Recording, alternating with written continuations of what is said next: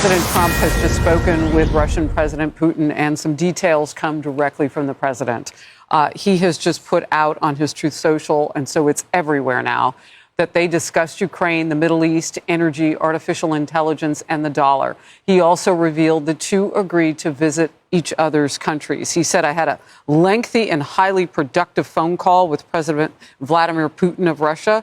I just read what he said they talked about. We both reflected on the great history of our nations and the fact that we fought so successfully together in World War II, remembering that Russia lost tens of millions of people, as we likewise lost so many. We each talked about the strengths of our respective nations and the great benefit that we will someday have in working together. But first, as we both agreed," so this is Trump posting about his recent call just moments ago with Putin. He said, "But first, as we both agreed, we want to stop the millions of deaths taking place in the war with Russia and Ukraine.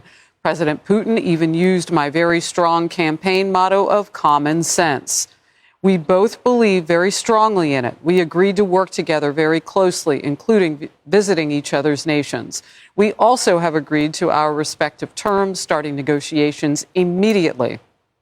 And we will begin by calling President Zelensky of Ukraine to inform him of the conversation, something which I will be doing right now." So this is playing out contemporaneously as we're here live on Outnumbered.